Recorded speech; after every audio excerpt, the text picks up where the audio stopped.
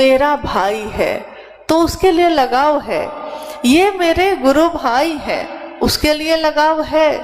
परंतु भैया जरा उठिए, तो भैया तो चलता हुआ शब्द है, सबको बोलते हैं हम लोग, तो सबको बोलने वाली चीजों में संबोधन तो होता है, संबंध नहीं होता, लगाव नहीं होता।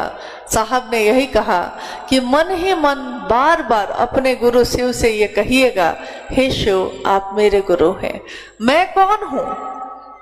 मैं जो ये कह रहा है हे शिव आप मेरे गुरु हैं, मैं शिव का शिष्य हूँ। इसीलिए इसकी पंक्ति जो पूरी होती है तो कहता है शिष्य कि मैं शिव का शिष्य हूँ, मैं आपका शिष्य हूँ, मैं आपका हूँ, आप मेरे हैं, आप होंगे सबके, मैं भी हूँ बहुतों का, परंतु यहाँ आप मेरे गुरु हैं, मैं आपका शिष्य हूँ, इसके सिवा और मुझको कुछ भी याद नहीं है। मैं शिष्य हूँ तो मुझ पे दया कर दीजिए, क्योंकि शास्त्र पढ़ने मुझको आता नहीं। पढ़ भी लो तो उससे क्या होगा? कोई अगर शास्त्र पढ़ ही लेगा तो क्या वो आत्मा के तल पे जग सकता है? कोई शास्त्रविद हो सकता है, शास्त्रों का अध्ययन करके कोई शास्त्रों का ज्ञाता हो सकता है, परंतु वो आत्मविद नहीं हो सकता। कोई श्लोक को याद करके, कोई मंत्रों को याद करके मंत्रविद हो सकता है, परंतु ये आत्मा के तल पे जगने की विधा नहीं होती। मंत्र का जप करने के बाद भी मंत्र के देवता के चैतन्य से मिलना पड़ता है, सिर्फ मंत्र से मिलने से तो कुछ नहीं होता। इसलिए जब भी हम किसी मंत्रों का जप करते हैं तो उसमें हम अपने हृदय के भाव को भी शामिल करते हैं। जब हम दूसरा सूत्र करते हैं जिसमें हम अपने गुरु शिव की बात करते हैं, तो शिव की बात करते करते कब शिव की बात कहने लगे, कब शिव की बात सुनने लगे, लोग चाहे एक हों, लोग चाहे लाखों हों, उससे क्या फर्क पड़ता है? एक आदमी से भी हम वही बात कहते हैं जो लाखों लोगों से कहते हैं। लाख दुनिया के लिए होगा, महादेव के लिए क्या लाखों? हम कहते हैं कि भीड़ खूब दिखाई दी, भीड़ महादेव के लिए क्या भीड़?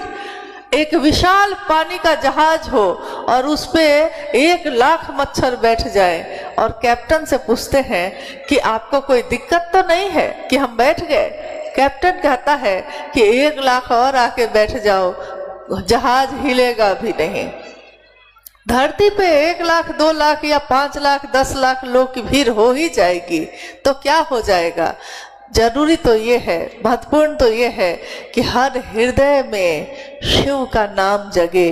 इसलिए भीड़ का आकलन कभी मत करिएगा, कभी मत सोचिएगा कि भीड़ होने से महादेव का काम होता है। हमेशा आकलन इससे कीजिएगा कि क्या हमने और आपने एक आदमी को भी महादेव के तरफ 2 कदम चलाने में मदद की है? अगर मदद की है, यही गुरु का काम है, यही शिव की चर्चा है। एक हृदय से दूसरे हृदय में स्थापना, एक दिए से दूसरे दिए का जलना, आत्मदीपो भवा, खुद अपना दीपक खुद बनिए, अपने अंधेरे को खुद रोशन करिए। अंधेरा लाना नहीं पड़ता, अंधेरा है, रोशनी लानी पड़ती है। अंधेरा लाने के लिए कोई टॉर्च नहीं बनता, रोशनी लाने के लिए टॉर्च बनती है। तो अंधेरा तो है, शाश्वत है, परंतु रोशनी लानी पड़ती है। गुरु की रोशनी हमारे जीवन के अंधेरे को दूर करती है। जब हम तीसरे सूत्र में महादेव को प्रणाम करते हैं, प्रणाम भी हमारा आपका मन ही करता है। जब हम महादेव को प्रणाम करते हैं तो हम कहते हैं नमः शिवाय, शिव के प्राण मंत्र का जप करते हैं। शिव का प्राण मंत्र, जब मंत्र का देवता उसका प्राण मंत्र इष्ट मंत्र भी बन जाता है, अपना प्राण मंत्र भी बन जाता है, तब मंत्र के देवता और जप करता दोनों का ऐक्य सुनिश्चित होता है। यानी मंत्र है, मंत्र में कोई देवता होंगे। नमः शिवाय मंत्र किसका मंत्र है? नमः शिवाय मंत्र शिव का मंत्र है। तो शिव के मंत्र में चेतना किसकी होगी, चैतन्य किसका होगा, ऊर्जा किसकी होगी? उसमें शिव की ऊर्जा होगी। और जब हम उस सांसों पे या माला पे, सांसों पे सर्वोत्तम विधि है, सांसों पे अगर हम शिव के नाम का जप करते हैं, सांस लिया है तो नमः, सांस निकली है तो शिवाय, ये जो आवृत्ति है नमः शिवाय नमः शिवाय नमः शिवाय, ये आवृत्ति जो मेरे सांसों की है, ये बार बार एक गूंज पैदा करती है। और जब मन भी भजने लगे शिव शिवम शिव शिवम, तब समझिए कि महादेव से मेरा मन एक हो गया। और इसीलिए तो प्रणाम किया जाता है कि मेरा मन उनसे एक हो जाए। प्रणाम दिखाने के लिए नहीं किया जाता। माला पे हम कितना सुंदर करते हैं, या दक्षिण की तरफ पूरब की तरफ बैठ के करते हैं। महादेव को प्रणाम दिखावा नहीं है, महादेव को प्रणाम यानी हमारा मन झुक गया पूरी तरह महादेव के लिए। एक मुद्रा होती है हाथ जोड़ के प्रणाम करने की, एक मुद्रा होती है पांव छू के प्रणाम करने की, एक मुद्रा होती है साष्टांग लेट कर प्रणाम करने की, परंतु महादेव की मुद्रा होती है मन को झुका कर प्रणाम करने की। इसमें आपके शरीर की मुद्राओं का कोई योगदान नहीं। अगर मन ना झुका तो शरीर झुक भी गया तो क्या होगा। इसलिए महादेव को प्रणाम मन को झुकाने की विधा है। और यहाँ अकर और अहंकार जैसा कुछ भी नहीं है। मखमल जैसा मुलायम होने की विधा है, मखमल की तरह मुलायम है ये। रुई के फाहे की तरह हल्की और मीठी है अध्यात्म शिव की शिष्यता। इसमें अकर और अहंकार बाधक है। कभी भी अगर ऐसा होता है तो आने मत दीजिए। इस रास्ते में आज करोड़ों लोग चल रहे हैं, चलते जा रहे हैं। कहीं कहीं पे आपको सुन के ये आश्चर्य होगा कि जिस साहब और दीदी के बारे में हम आपसे इतनी बातें बता रहे हैं, हमसे पहले भी जो भी आए गुरु भाई, उन्होंने अपनी अपनी बात कही। उसमें भी साहब और दीदी शिव की शिष्यता के बारे में बताया। लेकिन आपके जलपाईगुड़ी से ही नज़दीक एक जिला है अलीपुर द्वार, मुझको लगता है वहाँ के गुरु भाई गुरु बहन आए हैं। मुझको आज एक घटना और याद आ गई कि उस समय रांची में अग्रसेन भवन में 3 दिवसीय कार्यक्रम होने वाले थे। शायद आपने साहब की चर्चा में इस बात का जिक्र सुना होगा, वीडियो पे सुना होगा कभी। साहब ने कहा कि मैं चाहता हूं कि पुराने लोग तो हमेशा शामिल होते हैं, लेकिन मैं चाहता हूं कि जो नए नए गुरु भाई गुरु बहन हैं वो भी, उनको भी शामिल होने का मौका मिले संगोष्ठियों में। तो उन्होंने एक हमारे गुरु भाई हैं किशनगंज के कन्हैया जी, उनको कहा कि आप कूच बिहार और उत्तरी दिनाजपुर, अलीपुर द्वार, सिल्लीगुड़ी, इन सारी जगहों पे आप बात करिए और कोशिश करिए कि उन जगहों से कुछ नए लोग यहाँ आए जिनके मन में मैं शिव का आवेश जगा सकूं। साहब खुद कह रहे हैं और बाकी सारे लोग वहां बैठे हुए हैं जिसमें मैं भी थी। गुरु भाई ने फोन लगाया, स्पीकर ऑन था, उस फोन पे सुनाई दे रहा था। किसी गुरु बहन को लगाया, गुरु भाई रांची से कह रहे हैं कि साहब का एक कार्यक्रम यहाँ होने वाला है, एक संगोष्ठी होने वाली है। साहब चाहते हैं कि आप में से कुछ लोग इसमें शामिल होइए।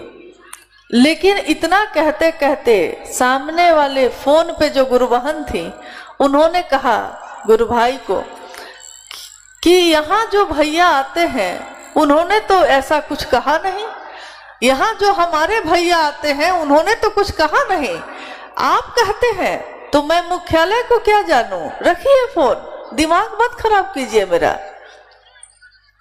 और साहब सुन रहे हैं, हम लोग सन रह गए। हम लोगों ने महादेव का काम किया कहाँ? हमने महादेव की स्थापना की। जो महादेव का संदेश लेकर जाता है वो साहब की बात को लेके जाता है, उसकी बात नहीं है ये। तो जब साहब से मिलने से भी दिक्कत होने लगे तो समझिएगा कि ये महादेव का काम हुआ ही नहीं। क्योंकि जिनके कारण महादेव मेरे गुरु हैं, उनसे मिलने में भी अगर कोई गुरु भाई बाधक बन रहा है तो वो गुरु भाई हो ही नहीं सकता। शिव का शिष्य तो कदापि नहीं हो सकता। और आपसे यही अनुरोध है मेरा कि आप सब नए नए फूल हैं, कलियां खिल रही हैं, अनंत फूल खिलते रहेंगे आगे भी, परंतु इन फूलों में सुगंध एक ही रहे, सुगंध शिव की शिष्यता की हो। कोई ना कोई तो कहीं ना कहीं बिया लेके जाता ही है, छींटता ही है, फूल उगाता ही है, परंतु बिया उसका नहीं है। हम सबको किसने छींटने के लिए दिया है? बिया हम छींट तो रहे हैं, लेकिन इस बिये को हमने नहीं उगाया है। इसको छींटने के लिए साहब ने दिया था हम लोगों को, और कहा था कि छींटो छींटो, जितना छींट सकते हो छींटो, क्योंकि जंगलों में पेड़ लगाने तुम नहीं जाते। जंगल में पेड़ कोई बिया चिड़िया के चोंच से गिर जाता है, और जंगल में पेड़ घने और मजबूत हो जाते हैं। जंगल में पानी पटाने कोई नहीं जाता, पौधे को पानी लगाने के लिए और पौधे की सुरक्षा करने के लिए कोई नहीं जाता। पूरा जंगल जानवरों से भरा हुआ है, फिर भी विपरीत परिस्थितियों में भी अगर बिया धरती पे गिर गया है तो विशाल पेड़ पैदा हो जाते हैं और खड़े होकर छाया और फल और फूल देते हैं। तो हम सबों से साहब ने सिर्फ बिये को छींटने के लिए कहा है, हम मालिक नहीं है। हमारे गुरु भाई गुरु बहन हमारे गुलाम नहीं, हमारे गुरु भाई गुरु बहन शिव के शिष्य हैं, और शिव का शिष्य स्वतंत्र होता है। और अगर धरती पे वो जवाबदेह होता है किसी का भी, तो वो जवाबदेह होगा साहब का, दीदी का, क्योंकि बिया तो उन्होंने ही दिया है। तो यहाँ आके हम लोग कहेंगे कि शायद आपको किसी को मैं पसंद ना आऊं, आप पसंद ना आए, लेकिन क्या महादेव भी पसंद नहीं है? क्या साहब दीदी की बात भी पसंद नहीं है? साहब दीदी की बात अगर पसंद है तो उस रास्ते पे चलिए, लेकिन उनके अनुसार चलना होगा, अपने अनुसार नहीं। चलना तो होगा जिन्होंने ये रास्ता दिखाया है उसी के अनुसार ना। जिस घर में हम रहते हैं, रहने को उसमें 10 बच्चे रहते हैं, अगर 10 बच्चे भी घर में रहते हों तो चलना तो उसको घर के पिता के अनुसार ही होता है। पिता ही उनकी सुरक्षा देखता है, पिता ही उनके भोजन की व्यवस्था करता है, पिता ही उनके पढ़ने की व्यवस्था करता है।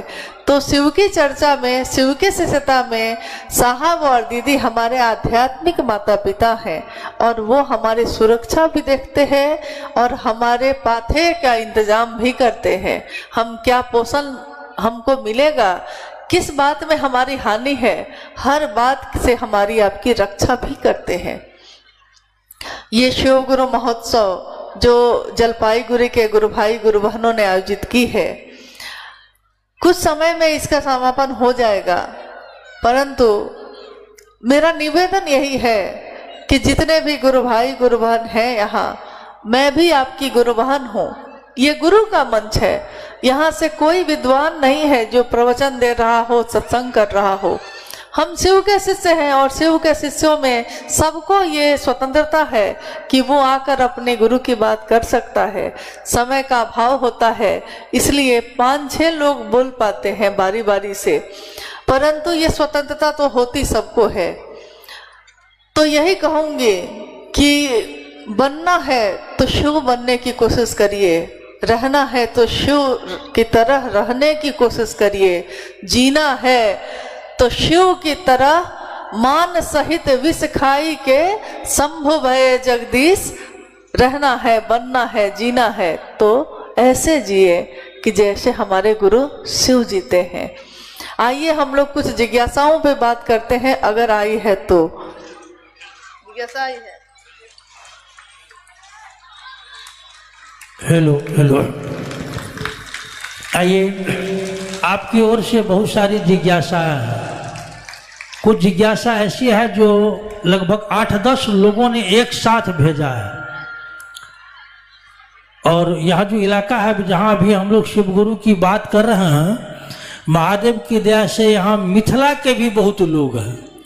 तो अहाँ सब जतेक छी मिथिलावासी, दरभंगा, मधुबनी, मुजफ्फरपुर, समस्तीपुर, अच्छा, मिथिला के आदमी हैं तो मिथिला के लोग का सुन के खुश हो रहे हैं। बिहार के वैशाली के भी लोग हैं। अच्छा। तो सारे जी जी जी बंगाल के लोग हैं। बंगाल तो है, बंगाल में तो है ही दीदी। हाँ। तो सबों की दीदी जिज्ञासा है कि शिव को गुरु मानने से पहले हम लोग महादेव और भगवती का पूजा करते थे। जब से हम लोगों ने शिव को गुरु माना, मन मात्र लोगों को शिव शिष्य बनाने के लिए बेचैन रहता है। ऐसा क्यों? मन शिव को गुरु मानने के बाद मन मात्र लोगों को शिव शिष्य बनाने के लिए बेचैन रहता है, ऐसा क्यों? आपने जिज्ञासा सुनी?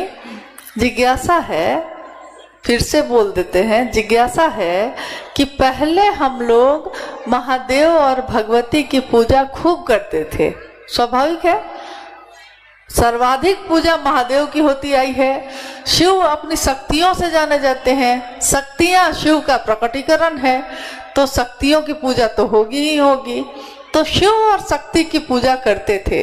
परंतु जब से शिव के शिष्य हुए तब से मन बेचैन होता है शिव का शिष्य के रूप में किसी की घोषणा करने के लिए। अब पूजा के प्रति उतना आकर्षण नहीं लगता है जितना आकर्षण इसके लिए लगता है। अभी जब अनु भैया अपनी चर्चा में बोल रहे थे, आप सुन रहे थे कि जब शुरुआती दिनों में साहब और दीदी शिव चर्चाओं में जाने लगे तो उस समय इतना टेक्नोलॉजी की सुविधा नहीं थी, तो लोगों को मीलों मील चल के, पैदल चल के चर्चा में आना पड़ता था। साहब दीदी भी लंबी लंबी यात्रा करके खेत के मुंडेर पे पैदल चल चल के, कभी ट्रैक्टर पे बैठ बैठ कर चर्चाओं में जा सके। गांव गांव में जाना है तो रास्ता ही नहीं है, सड़क ही नहीं है, तो ट्रैक्टर पे ही जाइएगा ना, जाते रहे। और आज है तो लोग घर पे बैठे बैठे भी मोबाइल पे देख लेते हैं। देखिए हमने तरीका बदला। कभी पंखा के हवा से, हाथ के पंखे से हम लोग हवा करते थे। धीरे धीरे आविष्कार और हुए, सुविधाएं बढ़ी, तो टेबल फैन आ गया, पेडेस्टल फैन आ गया, सीलिंग फैन यानी छत पे जो पंखा लगता है वो आ गया। तो हम लोग पंखा का आविष्कार हुआ तो पंखा का उपयोग करने लगे। पंखा का उपयोग करते करते फिर एक दिन कूलर का आविष्कार हो गया। तब क्या किए हम लोग, कूलर भी घर में लगा लिए। तो हम लोगों ने ये नहीं कहा कि हाथ के पंखा पे थे तो हम फिर कूलर पे क्यों आए, कूलर पे थे तो हम एसी पे क्यों आए, और कल को एसी से भी बड़ा कुछ बन ही जाएगा, क्योंकि परिवर्तन तो संसार का नियम है, बनेगा ही बनेगा। पूजा पद्धति एक ऐसी पद्धति रही कि हम लोगों ने पूजा पद्धति में कोई बदलाव नहीं किया, परंतु धीरे धीरे अपनी सुविधा के अनुसार पूजा में भी परिवर्तन होने लगे। जैसे पहले हम लोग बृहस्पतिवार को ये नहीं खाना है, ये नहीं पहनना है, साबुन का प्रयोग नहीं करना है, ये सारी चीजें घर में चलती थी। अब लोग दिल्ली, बम्बई, कलकत्ता में रह के नौकरी करने लगे, तो बिना साबुन लगाए नहाइएगा तो पसीना आएगा। ऑफिस जाना है रोज, तो रोज लोग साबुन भी लगाने लगे। पहले उपवास करते थे ज्यादा, उपवास भी धीरे धीरे कम होने लगे। तो अपनी सुविधा के अनुसार इंसान ने परिवर्तन किया, परंतु पूजा पद्धति में ज्यादा परिवर्तन नहीं हुआ, इसलिए कि एक डर, एक भय था कि अगर ये पूजा, चावल इतना तरह का होना चाहिए, लाल, हरा, पीला, गुलाबी चावल अलग अलग रंग का सजना चाहिए, इतने तरह का व्यंजन चढ़ना चाहिए, भोग लगना चाहिए, 5 तरह का फल होना चाहिए। तो हमारे आपके मन में एक बात बैठी रह गई कि महादेव अगर गुस्सा हो गए तब, अगर कमी हो गई तब, तो हमने इसमें कोई परिवर्तन नहीं किया। जब हम शिव के शिष्य हुए, शिष्य गुरु के नजदीक होगा, उसका मन गुरु के सानिध्य में रहेगा। तो जब हम शिव के नजदीक हुए तो हमने देखा कि महादेव से बढ़ के, तो महादेव को जब मन ही मेरा ग्रहण कर रहा है और भाव ही हम महादेव को चढ़ा रहे हैं, तो चाहे और आडंबर या कर्मकांड हो या ना हो, परंतु अगर मन का भाव है तो सबसे बड़ी पूजा यही मानी गई। शिव की चर्चा, शिव की पूजा का हाईटेक विधि ही है, क्योंकि इसमें भी आप क्या करते हैं, महादेव से दया मांगते हैं, महादेव की चर्चा करते हैं, संस्कृत में नहीं करते हैं। मान लीजिए संस्कृत में कर्पूर गौरम करुणावतारम हम नहीं गाते हैं, संस्कृत में गुरु की वंदना अखंड मंडलाकारम व्याप्तम येन चराचरम हम नहीं गा रहे, लेकिन हम बोल रहे हैं, चाहे बंगाली में, चाहे मैथिल में, चाहे नेपाली में, चाहे दुनिया के किसी भी भाषा में बोलते हैं, लेकिन बोलते हैं हम एक ही बात, शिव मेरे गुरु हैं, आपके भी हो सकते हैं। महादेव से दया मांगकर, उनकी चर्चा करके, उनको प्रणाम करके आप शिव का शिष्य हो सकते हैं। शिव का शिष्य जो होगा वो एक दिन शिव का भक्त होगा ही होगा, क्योंकि शिव की शिष्यता विचार में पैदा होती है, विचार एक दिन भाव बनते हैं, भाव एक दिन प्रेम में बदलता है और प्रेम का चरमोत्कर्ष भक्ति कही जाती है। तो एक दिन ये विचार भक्त यानी प्रेम का चरमोत्कर्ष, तब आपके विचार टूटेंगे नहीं, तब आपके भाव टूटेंगे नहीं, प्रेम बदलता नहीं है। पूरी दुनिया एक तरफ हो जाए, मैं अकेला हो जाऊं, तब भी मैं शिव का शिष्य रहूंगा और हमेशा रहूंगा। पूरी दुनिया मेरा साथ छोड़ दे, मैं अकेली हूं, लेकिन महादेव मेरे साथ है, तो मैं उनके साथ हूं ही हूं। वो परवाह नहीं करता कि कौन उसको छोड़ेगा, कौन उसको पकड़ेगा, वो परवाह एक ही बात की करता है कि महादेव मेरे बन के रहें, मेरे बन जाएं। इसलिए शिव की चर्चा करना या शिव से बनाना इतना पुण्य का काम है कि आपने किसी के जीवन में, पूरे जीवन में, एक दिन की पूजा नहीं, पूरे जीवन की पूजा की पद्धति ही डाल दी है। ये एक समय की पूजा नहीं है, ये एक व्रत नहीं है, ये एक उपवास या एक तपस्या नहीं है, ये ईश्वर प्राप्ति के लिए अहर्निश जीवन भर की तपस्या है। हम ध्यान, इसी में हम ध्यान भी कर लेते हैं, हम योग भी कर लेते हैं, क्योंकि ध्यान के अनुपम विधा भी कहा गया है शिव चर्चा को। इस समय जब आप किसी से चर्चा कर रहे हैं, जैसे अभी मैं कर रही हूं, आप सुन रहे हैं, मान लीजिए आपका ध्यान थोड़ा सा भटक जाए, तो मैं जो भी कहूंगी 2-3 लाइन आपके कानों में जाएगा, कान में जा रहा है, आपका मन हट जाए यहाँ से, तो आपको सुनाई नहीं देगा मैंने क्या कहा, आप सुनते नहीं, आप कहिएगा क्या कहा इन्होंने, मेरा ध्यान थोड़ी देर के लिए हट गया था। शरीर तो यही था, कान यही है, आंख यही है, परंतु मन हट गया, तो क्या कहा गया आपने सुना ही नहीं। इसलिए मन ही वो साधन है जिसका प्रयोग करके महादेव को अपना बनाया जा सकता है, महादेव का बना जा सकता है। एक अंतिम जिज्ञासा, ये बहुत सारे गुरु भाई गुरु बहनों की आई कि शिव गुरु की चर्चा करना, जब गुरु का आदेश है तो चर्चा हम लोग करते हैं, फिर दया क्यों मांगते और नमः शिवाय से प्रणाम क्यों करने के लिए कहा गया?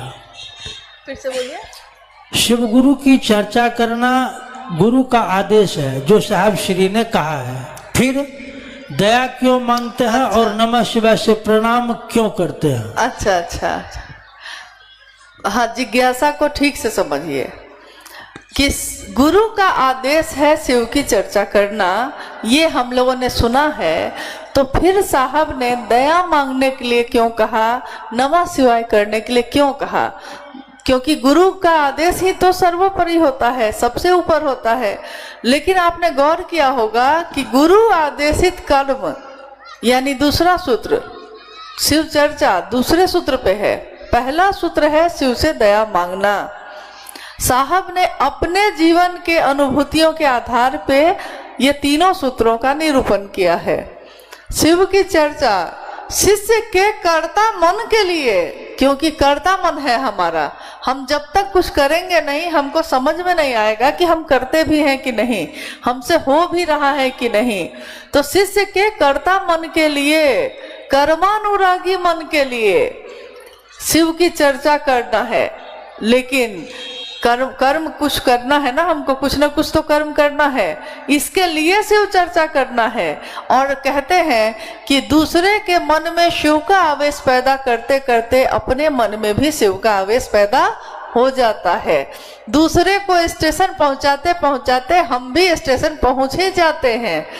तो दूसरों का भला करते करते अपना भला भी हो ही जाता है। दूसरे के मन में से प्रेम की बात करते करते एक दिन प्रेम मेरे मन में भी प्रस्फुटन हो ही जाता है। तो शिव की चर्चा गुरु आदेशित कर्म है। परंतु साहब ने दया मांगने के लिए पहले कहा, क्योंकि उन्होंने कहा कि शिष्य का कर्ता मन जब सिर्फ शिव चर्चा करेगा तो शिव चर्चा में वो खुद भी है और जगत भी है। तो शिव चर्चा जब होगी तो लोगों की भीड़ बढ़ेगी, सम्मान बढ़ेगा, सुविधाएं भी बढ़ेंगी। अब भीड़ का तो अपना एक व्यापार होता ही है, भीड़ होगा तो मन सम्मान को पकड़ता है। लेकिन आप गौर करिएगा कि अगर कोई भीड़ को पकड़ने लगा या सम्मान को पकड़ने लगा तो आप उससे पूछिएगा जरूर कि भैया आप पहला सूत्र और तीसरा सूत्र करते हैं कि नहीं। क्योंकि अगर वो पहला सूत्र करेगा, तीसरा सूत्र भी करेगा, तो कभी भी उसका मन सम्मान को नहीं पकड़ेगा। महादेव से दया मांगना है इसलिए कि स्वस्फूर्त जागरण हो जाए मन में। जब तक ये जागरण नहीं होगा, हम शिव की चर्चा जो करेंगे उसमें सिर्फ बोली होगी, संभाषण होगा, शब्द होगा, भाव नहीं होंगे। मेरा भाव पैदा हो जाए, इसके लिए शिष्य अपने गुरु से दया मांगता है। शिष्यता के भावांतरण के लिए प्रणाम करता है। मेरा मन शिष्य भाव में ये जो विचार है वो भाव बन जाए, मेरा स्वभाव बन जाए, इसके लिए वो प्रणाम करता है। कि प्रणाम करते करते बार बार महादेव को प्रणाम करते करते उसका मन प्रणाम की स्थिति में आ जाता है। नमः शिवाय और नमः शिवाय से शिव को प्रणाम करने की विधा दोनों जब एक साथ चलने लगती है तो जो जप करता है, जो मनन कर रहा है अपने मन में नमः शिवाय को, यानी नमः शिवाय मंत्र, नमः शिवाय का जो मनन कर रहा है जप करता, दोनों का जब मन एक हो जाता है, देवता और उसके जपकर्ता का, तो अपना कर्म फल भोगने की व्यवस्था का भी संहार कर सकता है। तो तीसरा सूत्र उन्होंने दिया कि मेरा स्वभाव बन जाए। और जब हम पहला सूत्र भी करते हैं और तीसरा सूत्र भी करते हैं तो दूसरे सूत्र में अब लाखों लोग भी आ जाएंगे। मेरा मन समझेगा कि किसके कारण आ रहा है, क्योंकि हम समझते हैं कि मुझे कौन पूछता था तेरी बंदगी से पहले, मुझे कौन जानता था तेरी बंदगी से पहले।